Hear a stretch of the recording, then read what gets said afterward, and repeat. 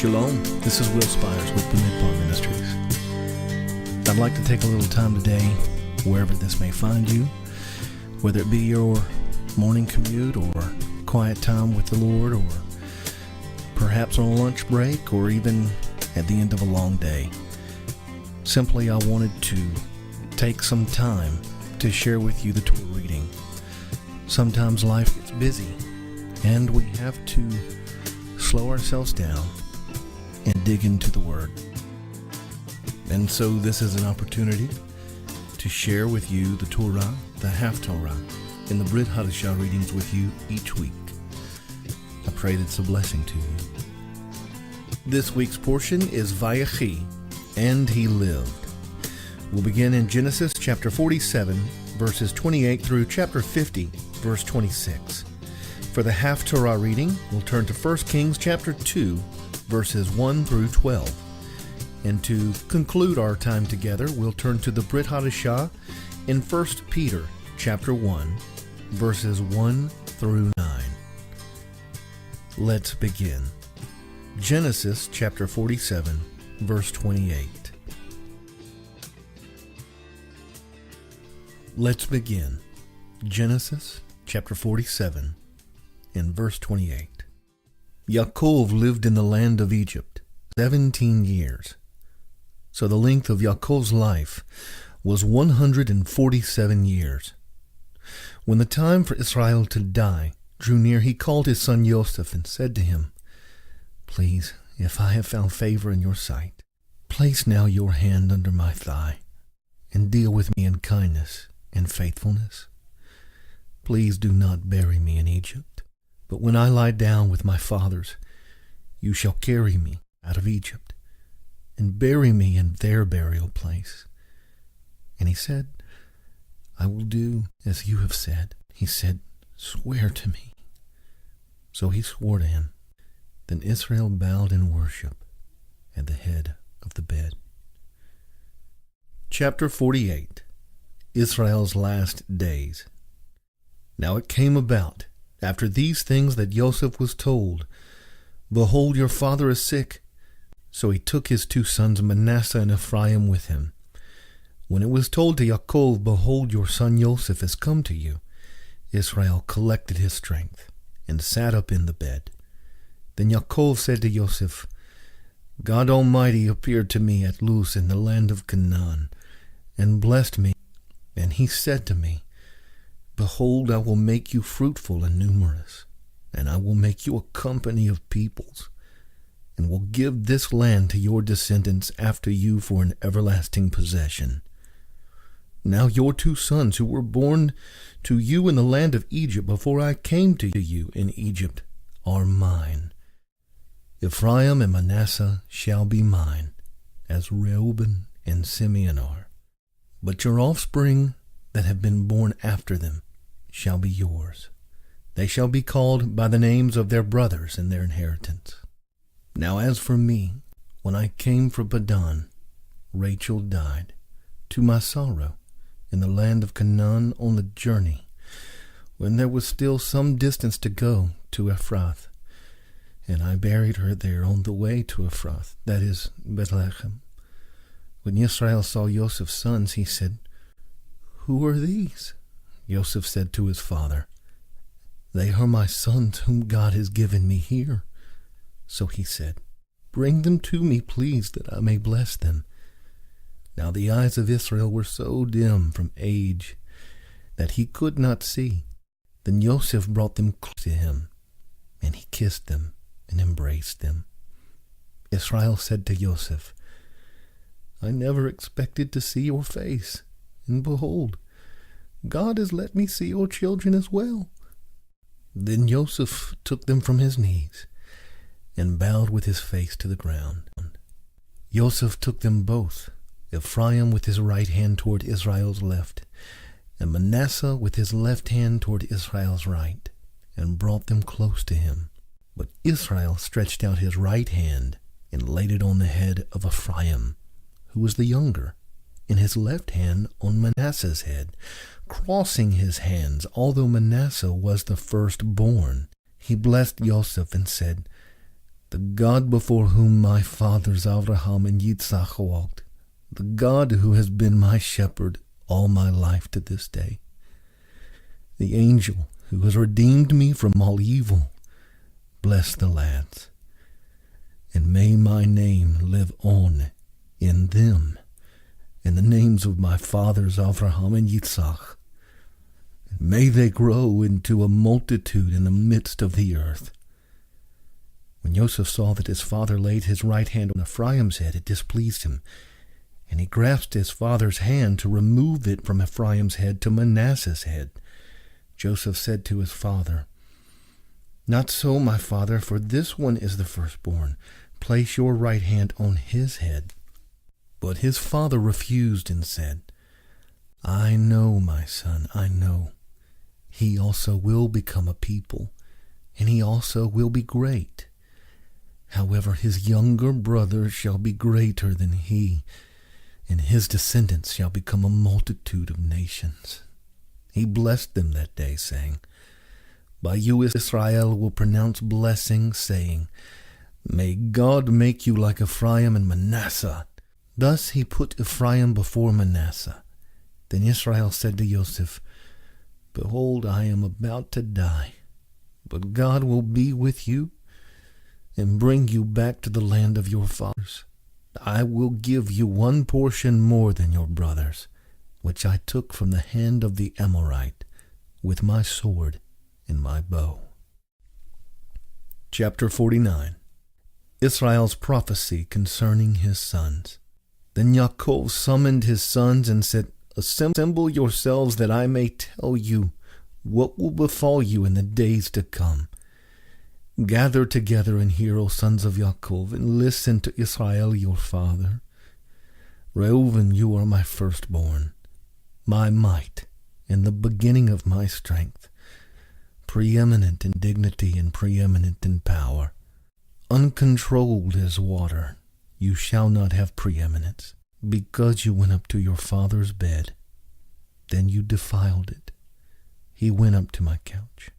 Simeon and Levi are brothers. Their swords are implements of violence. Let my soul not enter into their counsel. Let not my glory be united with their assembly, because in their anger they slew men, and in their self-will they lamed oxen. Cursed be their anger, for it is fierce, and their wrath, for it is cruel. I will disperse them in Yaakov, and scatter them in Israel. Yehuda, your brother, shall praise you. Your hand shall be on the neck of your enemies. Your father's son shall bow down to you. Yehuda is a lion's whelp. From the prey, my son, you have gone up. He couches, he lies down as a lion, and as a lion who dares rouse him up. The scepter shall not depart from Yehuda, nor the ruler's staff from between his feet until Shiloh comes. And to him shall be the obedience of the peoples. He ties his foal to a vine, and his donkey's colt to the choice vine. He washes his garments in wine, and his robes in the blood of grapes. His eyes are dull from wine, and his teeth white from milk. Zebulun will dwell at the seashore, and he shall be a haven for ships, and his flank shall be toward Sidon. Issachar is a strong donkey, lying down between the sheepfolds. When he saw that a resting place was good, and that the land was pleasant, he bowed his shoulder to bear burdens, and became a slave at forced labor. Dan shall judge his people, as one of the tribes of Israel. Dan shall be a serpent in the way, a horned snake in the path, that bites the horse's heel so that his rider falls backward. For your salvation I wait, O Lord. As for Gad, raiders shall raid him, but he will raid at their heels. As for Asher, his food shall be rich, and he will yield royal dainties. Naphtali is a doe let loose. He gives beautiful words. Joseph is a fruitful bough by a spring. Its branches run over a wall. The archers bitterly attacked him, and shot at him, and harassed him. But his bow remained firm, and his arms were agile, from the hands of the mighty one of Yaakov, from the shepherd, the stone of Israel, from the God of your father who helps you, and by the Almighty who blesses you, with blessings of heaven above, blessings of the deep that lies beneath, blessings of the breasts and of the womb. The blessings of your father have surpassed the blessings of my ancestors, up to the utmost bound of the everlasting hills. May they be on the head of Joseph, and on the crown of the head of the one distinguished among his brothers. Benjamin is a ravenous wolf. In the morning he devours the prey, and in the evening he divides the spoil. All these are the 12 tribes of Israel, and this is what their father said to them when he blessed them. He blessed them every one with the blessing appropriate to him. Then he charged them and said to them, I am about to be gathered to my people. Bury me with my fathers in the cave that is in the field of Ephron the Hittite, in the cave that is in the field of Machpelah, which is before Mamre, in the land of Canaan, which Abraham bought along with the field from Ephron the Hittite for a burial site. There they buried Abraham and his wife Sarah. There they buried Yitzhak and his wife Rebekah. And there I buried Leah. The field and the cave that is in it, purchased from the sons of Heth. When Yaakov finished charging his sons, he drew his feet into the bed and breathed his last, and was gathered to his people. Chapter 50. The death of Israel. Then Joseph fell on his father's face, and wept over him and kissed him. Joseph commanded his servants, the physicians, to embalm his father. So the physicians embalmed Israel. Now 40 days were required for it, for such is the period required for embalming. And the Egyptians wept for him 70 days. When the days of mourning for him were past, Joseph spoke to the household of Pharaoh, saying, If now I have found favor in your sight, please speak to Pharaoh, saying, My father made me swear, saying, Behold, I am about to die. In my grave which I dug for myself in the land of Canaan, there you shall bury me. Now therefore, please, let me go up and bury my father. Then I will return. Pharaoh said, Go up and bury your father, as he made you swear. So Joseph went up to bury his father, and with him went up all the servants of Pharaoh, the elders of his household, and all the elders of the land of Egypt, and all the household of Joseph and his brothers and his father's household. They left only their little ones and their flocks and their herds in the land of Goshen. There also went up with him both chariots and horsemen, and it was a very great company. When they came to the threshing floor of Atad, which is beyond the Jordan, they lamented there with a very great and sorrowful lamentation. And he observed 7 days mourning for his father. Now when the inhabitants of the land, the Canaanites, saw the mourning at the threshing floor of Atad, they said, This is a grievous mourning for the Egyptians. Therefore it was named Abel Misraim, which is beyond the Jordan. Burial at Machpelah. Thus his sons did for him as he had charged them, for his sons carried him to the land of Canaan and buried him in the cave of the field of Machpelah before Mamre, which Abraham had bought along with the field for a burial site from Ephron the Hittite. After he had buried his father, Joseph returned to Egypt, he and his brothers, and all who had gone up with him to bury his father. When Joseph's brothers saw that their father was dead, they said, What if Joseph bears a grudge against us and pays us back in full for all the wrong which we did to him?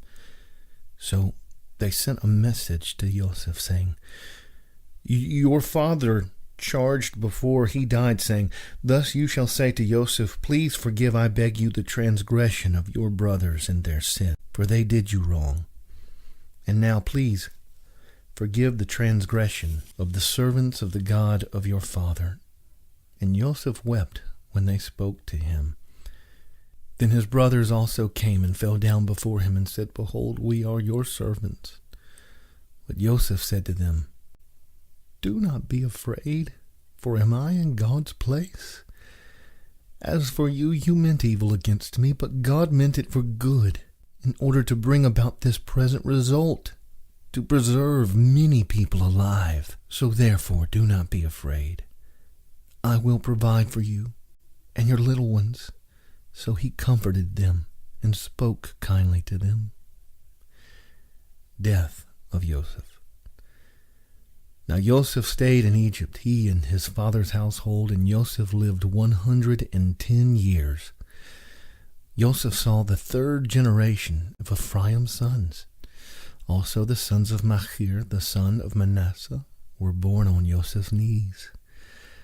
Joseph said to his brothers, I am about to die, but God will surely take care of you and bring you up from this land to the land which he promised on oath to Abraham, to Yitzhak, and to Yaakov.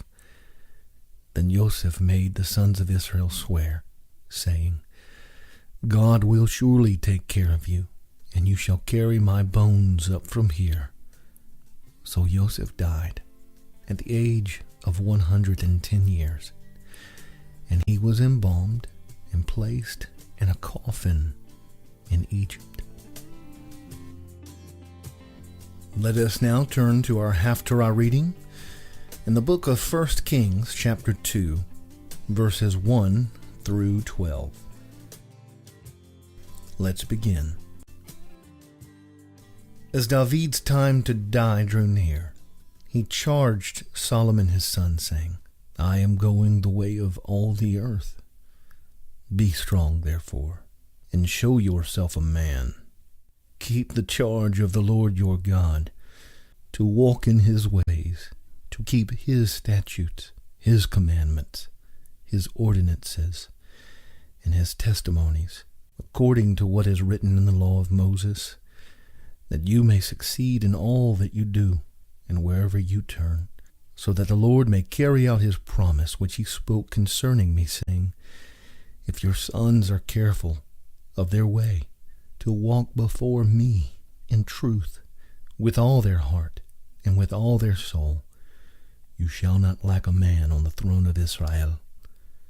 Now you also know what Joab the son of Zeruiah did to me, what he did to the two commanders of the armies of Israel, to Abner the son of Ner, and to Amasa the son of Jether, whom he killed.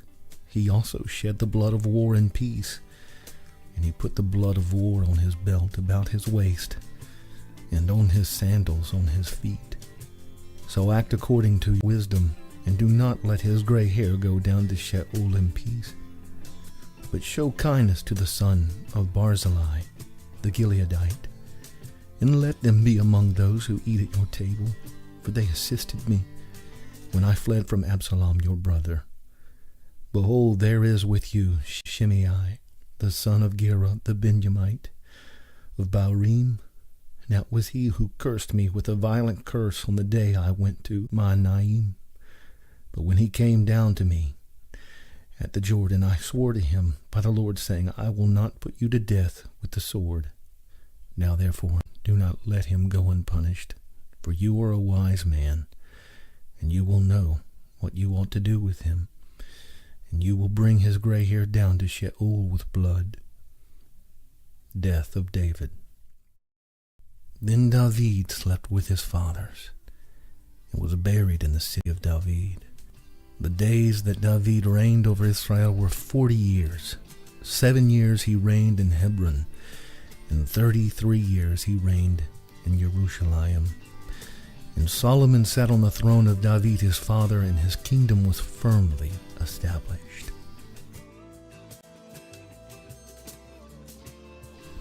Let us turn to our Brit Chadasha reading in the first book of Peter, chapter 1, verses 1 through 9. Let us begin. A living hope and a sure salvation. Peter, an apostle of Jesus Christ, To those who reside as aliens scattered throughout Pontus, Galatia, Cappadocia, Asia, and Bithynia, who are chosen, according to the foreknowledge of God the Father, by the sanctifying work of the Spirit, to obey Jesus Christ and be sprinkled with his blood, may grace and peace be yours in the fullest measure. Blessed be the God and Father of our Lord Jesus Christ, who according to his great mercy has caused us to be born again to a living hope through the resurrection of Jesus Christ from the dead, to obtain an inheritance which is imperishable and undefiled, and will not fade away, reserved in heaven for you, who are protected by the power of God through faith for a salvation ready to be revealed in the last time. In this you greatly rejoice, even though now for a little while, if necessary, you have been distressed by various trials, so that the proof of your faith, being more precious than gold which is perishable, even though tested by fire, may be found to result in praise and glory and honor at the revelation of Jesus Christ. And though you have not seen him, you love him. And though you do not see him now, but believe in him, you greatly rejoice with joy inexpressible and full of glory, obtaining as the outcome of your faith the salvation of your souls.